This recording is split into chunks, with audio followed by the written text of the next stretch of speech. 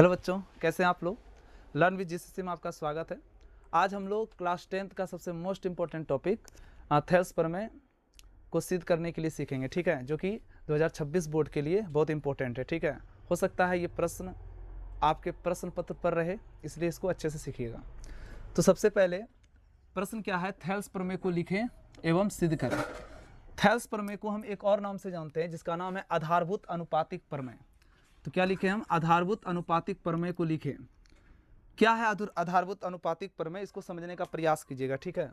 सबसे पहली बात, एक त्रिभुज की एक भुजा के समांतर खींची गई रेखा, यहाँ ध्यान दीजिएगा, कह रहा है एक त्रिभुज की एक भुजा के समांतर खींची गई रेखा अन्य दो भुजाओं को जिन दो बिंदुओं पर काटती है वे बिंदु भुजाओं को समान अनुपात में क्या करती है, विभाजित करती है।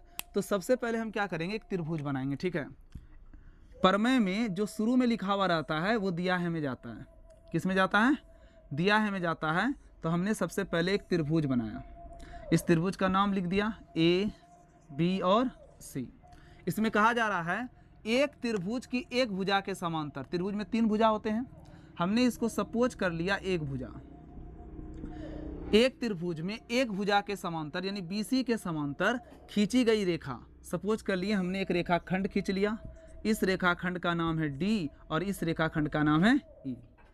किसी त्रिभुज में एक भुजा के समांतर खींची गई रेखा अन्य दो भुजाओं को यानी AB और AC को जिन दो बिंदुओं पर काटती है, किन किन बिंदुओं पर काट रही है, AB को D बिंदु पर काट रही है और AC को E बिंदु पर काट रही है। जिन दो बिंदुओं पर काटती है वे बिंदु भुजाओं को, मतलब D बिंदु भुजाओं को AB भुजाओं को समानुपात में बांट देगी, अर्थात AD का अनुपात DB हो जाएगा और E बिंदु जो है AC रेखाखंड को समानुपात में बांट देगी, मतलब AE बटे क्या हो जाएगा, EC हो जाएगा। कोई दिक्कत?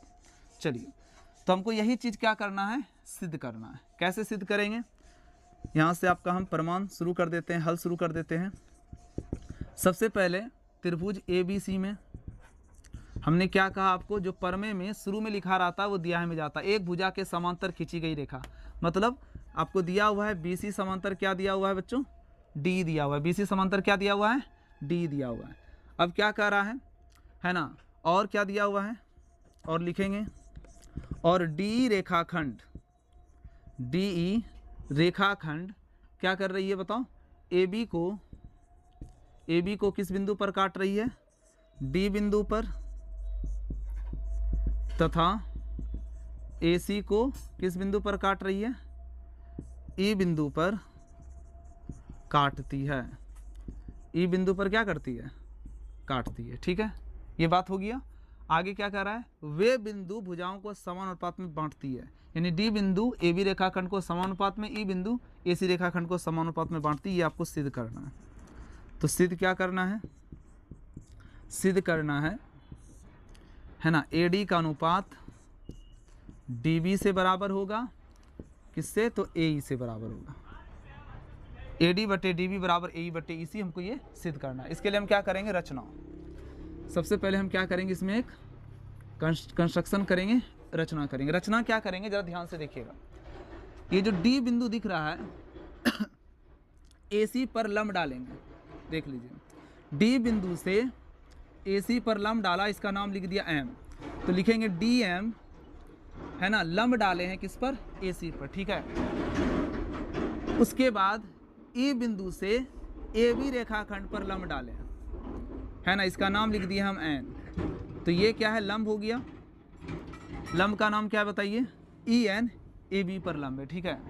उसके बाद D को C से मिलाया और B को E से मिलाया, ठीक है। समझ रहे हैं कि नहीं समझ रहे हैं, D को C से मिलाया, B को E से मिलाया।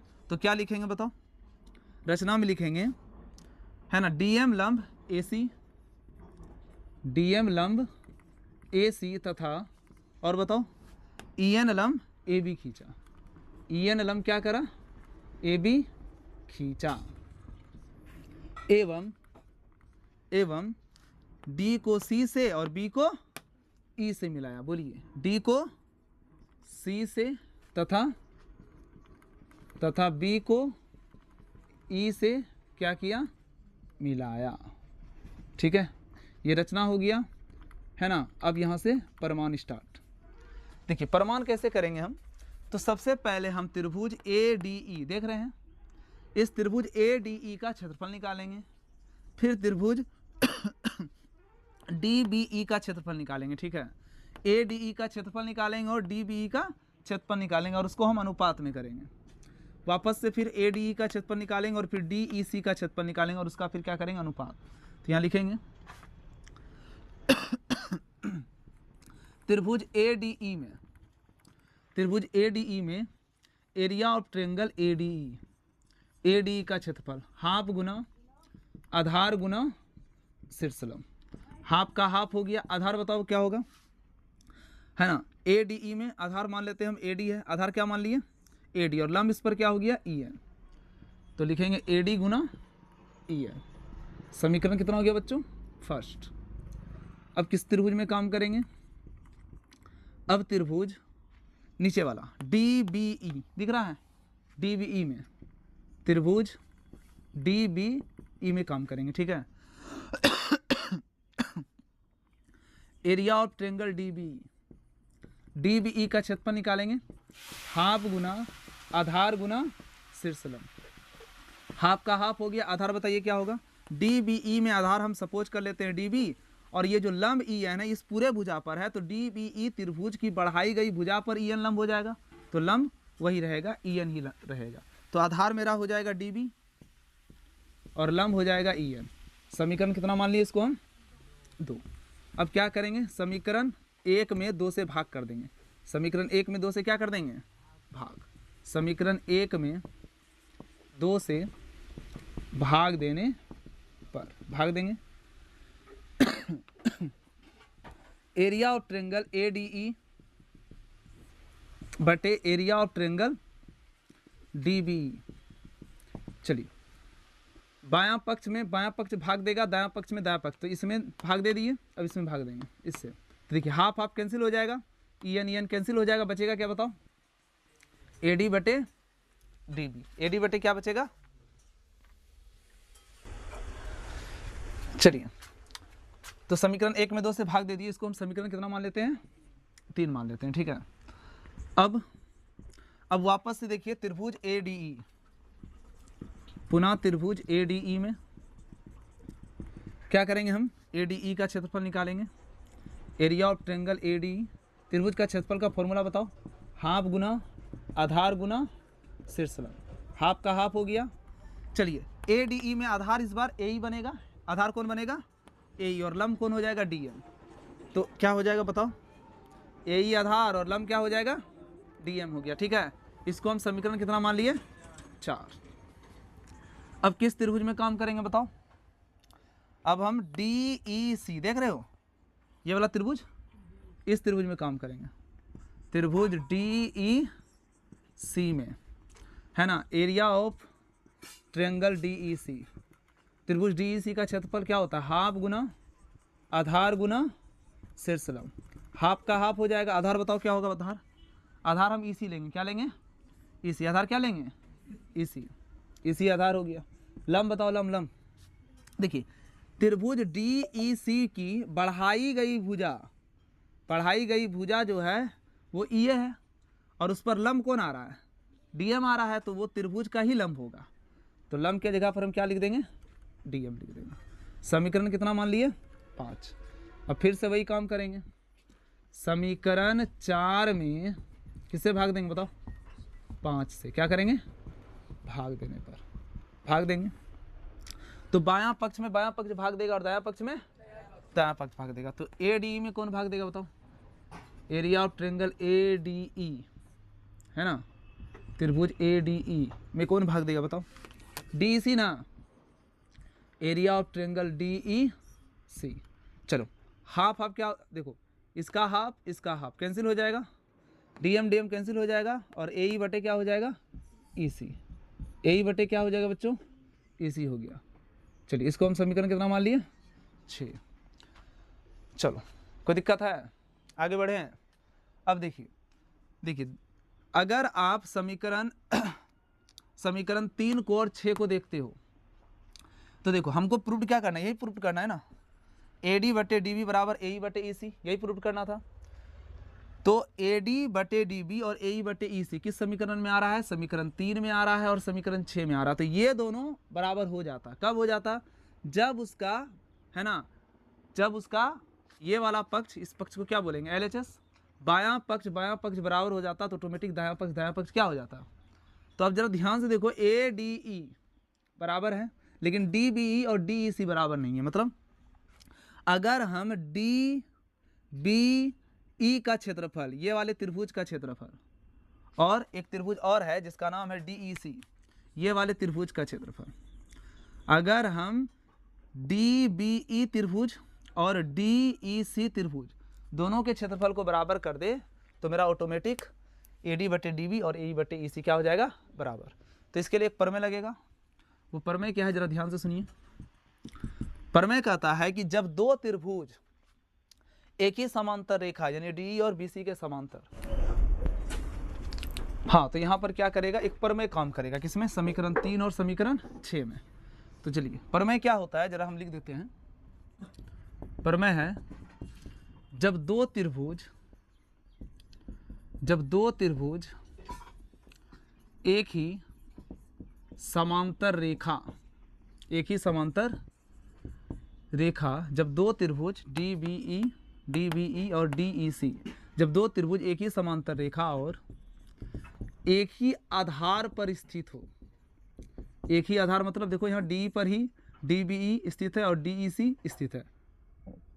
तो जब दो त्रिभुज एक ही समांतर रेखा और एक ही आधार, जब दो त्रिभुज एक ही समांतर रेखा का नाम लिख दो, D समांतर BC, समांतर रेखा D समांतर क्या हो गया, BC, और एक ही आधार का नाम क्या है, D पर स्थित है, D पर क्या है, स्थित है, तब दोनों त्रिभुज का क्षेत्रफल बराबर होगा। इसलिए एरिया ऑफ ट्रायंगल DBE मतलब DBE त्रिभुज का क्षेत्रफल और DEC त्रिभुज का क्षेत्रफल दोनों आपस में क्या हो जाएगा बच्चों, बराबर हो जाएगा। अब इसको समीकरण कितना मान लो, 6 के बाद समीकरण 7। अब जरा ध्यान से देखो, समीकरण 3 में है ADE बटे DBE, समीकरण 6 में है ADE बटे DEC, और समीकरण 7 में क्या है, DBE और DEC बराबर है। मतलब DBE की जगह पर DEC लिख सकते हैं, DEC की जगह पर हम DBE लिख सकते हैं, ठीक है ना। इसका मतलब देख लो, दायां पक्ष बराबर है इसलिए बायां पक्ष बराबर हो जाएगा।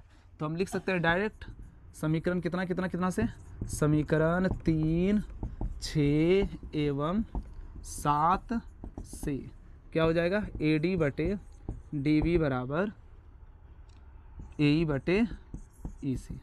ये हो गया बच्चों PROVD प्रूव्ड।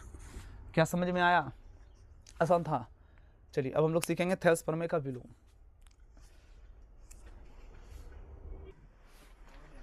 देखिए नेक्स्ट टॉपिक है थेल्स प्रमेय के विलोम को लिखे और सिद्ध करें, ठीक है ना।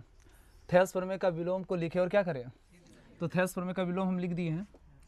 क्या लिखा हुआ है चेक करो, यदि कोई रेखा किसी त्रिभुज की दो भुजाओं को समान अनुपात में विभाजित करती है तो वह तीसरी भुजा के समांतर होगी, ठीक है ना।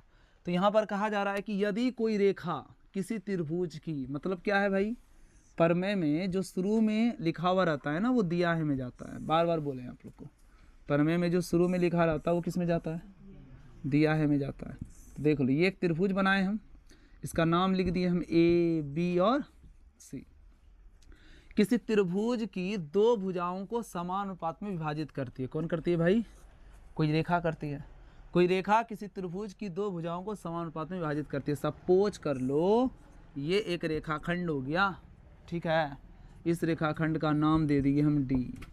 ये D रेखाखंड क्या कर रही है, दो भुजाओं को, ये पहली भुजा मान लेते हैं, ये दूसरी भुजा मान लेते हैं। ये AB हो गया पहल की भुजा और BC हो गया दूसर की भुजा, तो BC हो गया, AC हो गया दूसर की भुजा, तो BC कौन भुजा होगा, तीसर की भुजा।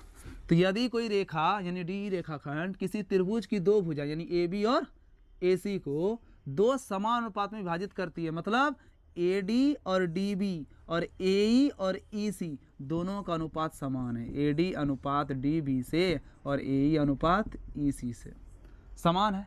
तो हमको सिद्ध क्या करना है, हमको सिद्ध करना है वह तीसरी भुजा के समांतर होगी, यानी डी जो है वो BC के क्या होगी बच्चा, समांतर होगी। हमको ये चीज क्या करना है, सिद्ध करना है ना। यस, कैसे सिद्ध होगा बताओ। हम क्या करेंगे, हम पहले आपको बता देते हैं फिर आपको लिख के बताएंगे। इसके लिए हम क्या करेंगे, देखो डी को BC के समांतर सिद्ध करना है ना, हम इसके लिए एक रचना करेंगे, ठीक है।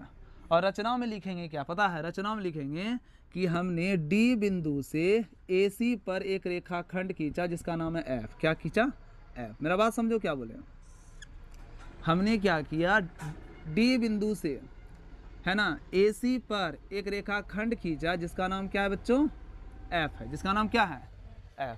और हम ऐसा रेखाखंड खींचे हैं, DF ऐसा रेखाखंड है जो BC के समांतर है, ऐसा हम मान रहे हैं। आपको भले दिख रहा होगा कि समांतर नहीं है, समझ रहे हो ना, पर हम मान ले रहे हैं, क्या मान रहे हैं कि DF एक ऐसा रेखाखंड है जो BC के क्या है, समांतर है। बोलो ना, DF एक ऐसा रेखाखंड है जो BC के क्या है, समांतर है। जब समांतर हो जाएगा तब भुजा का क्या हो जाएगा, अनुपात बराबर हो जाएगा AD का अनुपात DB से और AF का अनुपात FC से। कैसे, थेल्स फॉर्मूले पढ़े हैं कि नहीं पढ़े हैं, यस। तो AD का अनुपात DB से बराबर, AF का अनुपात FC से बराबर हो जाएगा। कहने का मतलब हमने क्या कहा, AD का अनुपात DB से बराबर और AF का अनुपात FC से बराबर हो जाएगा। अब देखो बायां पक्ष बराबर है, ये तो आपका दिया है और ये आप रचना से किए, तो ये दोनों पक्ष आपस में क्या हो जाएगा, बराबर। समझ रहे हैं कि नहीं समझ रहे हैं।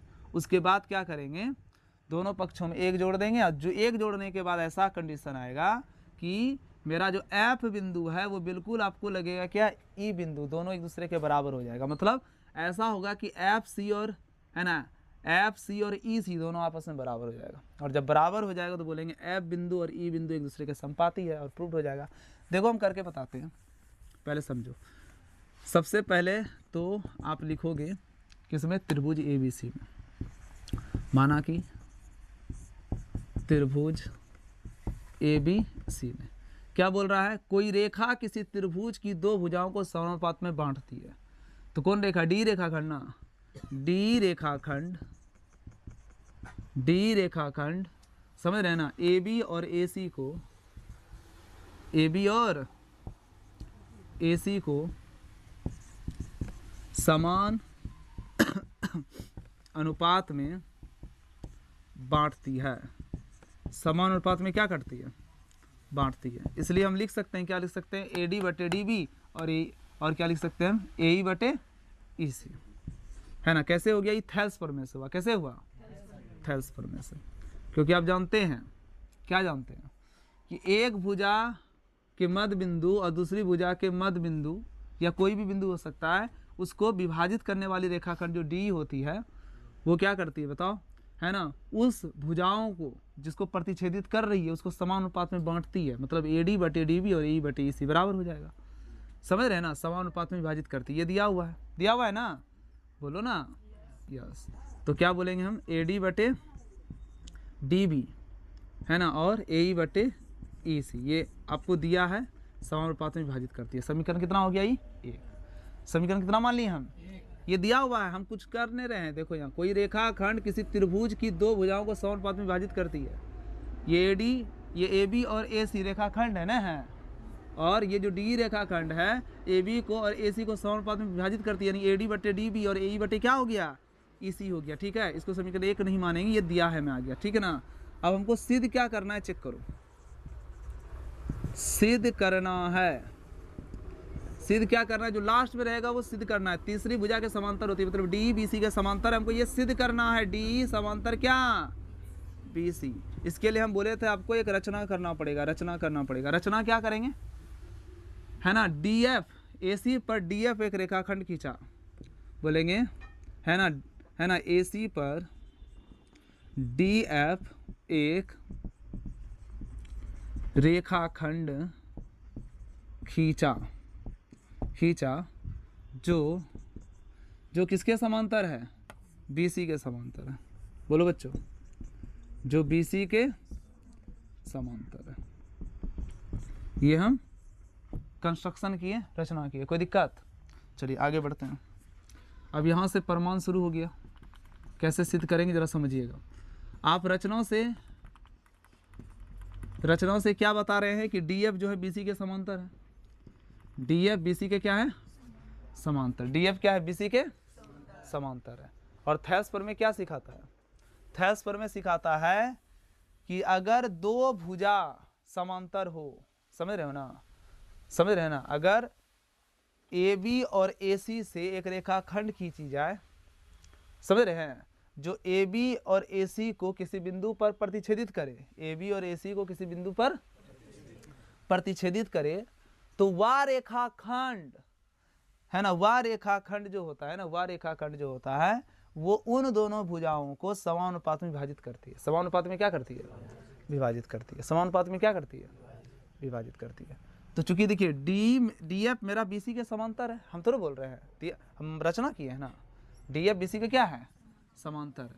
इसलिए यहाँ पर आप क्या लिखिएगा? थैलेसपर में से, थैलेसपर में से, थैलेसपर में से क्या हो जाएगा बच्चों? AD का मान DB के AD का मान DB के बराबर और AF का मान FC के बराबर। AD बटे DB हो जाएगा और AF बटे क्या हो जाएगा बताओ? FC। AD भुजा DB भुजा के अनुपात के बराबर और AF भुजा FC भुजा के अनुपात के बराबर हो गया। कोई दिक्कत? चलिए ठीक है, इसको हम समीकरण कितना मान लिए? 1। अब दिया है, अब दिया क्या है देख लो, दिया है AD बटे DB और AE बटे EC। तो यहाँ लिखेंगे AD बटे DB और AE बटे क्या लिख दिए हम? EC। समीकरण कितना मान लिए? 2 मान लिए। अब समीकरण 1 एवं 2 से, समीकरण 1 एवं 2 से देखिए, AD बटे DB ये कहता है हम A बटे FC के बराबर है और AD बटे DB कहता है हम AE बटे AC के बराबर। तो ये दोनों पक्ष भी बराबर हो जाएगा, नहीं हो जाएगा? आप देख सकते हैं दायां दायां पक्ष बराबर है, इसलिए बायां बायां पक्ष क्या हो जाएगा? बराबर हो जाएगा। तो हम लिख सकते हैं AF बटे FC बराबर AE बटे क्या हो गया? EC। कोई दिक्कत नहीं। अब समीकरण के दोनों पक्षों में है ना, यहाँ लिखेंगे एक समीकरण बनाए, तो समीकरण के दोनों पक्षों में एक जोड़ने पर, कितना जोड़ने पर? एक जोड़ने पर, एक जोड़िए, तो हो जाएगा AF बटे FC प्लस 1 बराबर AE बटे EC प्लस 1। जोड़ दें। अब इसके नीचे गुणित 1 है, इसके नीचे गुणित 1 है। FC और 1 का लोसो क्या होगा? FC कैंसिल, ऊपर हो गया प्लस 1 से गुना होगा FC से, तो ये हो जाएगा FC बराबर, ये हो गया आपका EC कैंसिल, यहाँ क्या हो जाएगा? AE। 1 से गुना करेंगे इसी में, 1 से पहले भाग करेंगे फिर गुना करेंगे, EC हो जाएगा। हाँ या ना? यस। अब देखने आता है आप लोग को, ध्यान से देखिए, AF और FC को जोड़िए, AF और FC को जोड़ेंगे तो मेरा पूरे भुजा नहीं हो जाएगा AC। AF और FC भुजा को जोड़ेंगे तो पूरे भुजा क्या हो जाएगा? AC हो जाएगा। तो हम यहाँ पर लिख देंगे AC बटे नीचे FC का FC हो गया। अब जरा ध्यान दो, AE और EC को जोड़िए। देखिए AE और EC को जोड़ेंगे तो पूरे भुजा क्या हो जाएगा? AC ना हो जाएगा। तो क्या हो गया बताइए, हम क्या लिखेंगे यहाँ पर? AC बटे क्या हो गया? EC। AC बटे क्या हो गया? आसान है कि भारी है? आसान है। चलिए अब देखिए अंश में, देखिए AC कैंसिल हो जाएगा, बराबर कैंसिल हो गया, तो 1 बटे FC बराबर 1 बटे क्या हो गया? कोना कोनी गुना करेंगे, यस। तो क्या हो जाएगा बताओ? हाँ, EC बराबर FC हो जाएगा, यस या नो? EC बराबर क्या हो जाएगा? अब तुम ही देखो, EC और FC बराबर है, मतलब तुमको भले लग रहा होगा कि EC छोटा है और FC बड़ा है, देखने में लग रहा है ना, लेकिन मेरा हो क्या गया है? EC और FC क्या हो गया है? इसका मतलब E बिंदु भी FA पर स्थित है और F बिंदु भी E पर ही स्थित है, तब ना हुआ ऐसा। मतलब F बिंदु E पर होगा या E बिंदु F पर होगा, तब ना दोनों भुजा बराबर हुआ जी। तो हम लिख सकते हैं, क्या लिख सकते हैं? चूंकि EC FC के बराबर है, अर्थात F बिंदु और E बिंदु एक दूसरे के संपाती है। मतलब F बिंदु E पर है और E बिंदु, दोनों में कुछ एक ही हुआ होगा। तो हम लिख सकते हैं अतः अर्थात बिंदु E F के संपाती है। F के क्या है? और जब संपाती होगा तो F E पर आ जाएगा, E F पर हो जाएगा। और हम क्या किए हैं? DF समांतर BC माने हैं कि नहीं माने रचनाओं में? अब जब DF समांतर हम BC माने हैं, है ना, समझ रहे हैं कि नहीं समझ? DF एक रेखाखंड है, DF एक रेखाखंड खींचा जो BC के समांतर, यानी DF BC के समांतर माने हैं, और ऐसा हो रहा है कि F बिंदु E पर हो रहा है, तो D समांतर BC नहीं हुआ कि नहीं हुआ?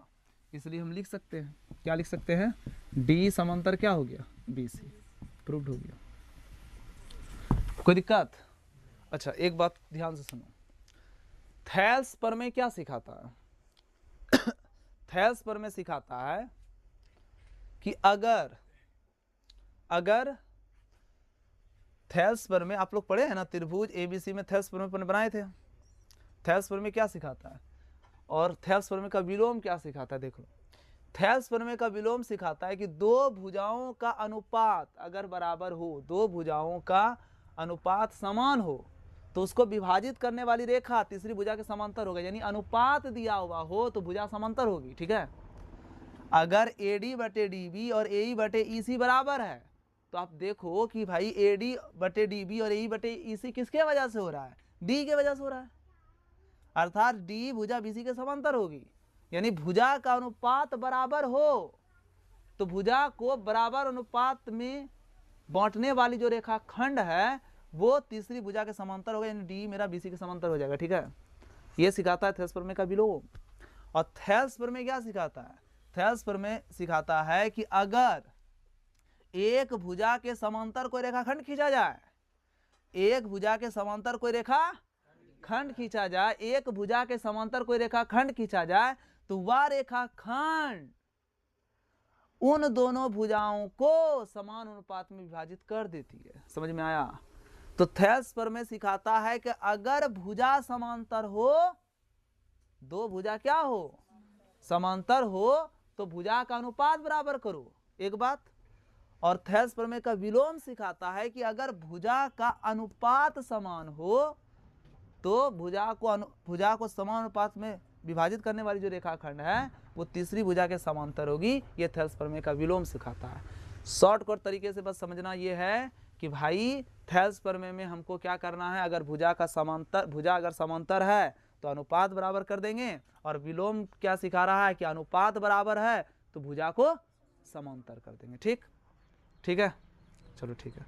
एक दो एग्जाम्पल बाद में देखते हैं, ठीक ना।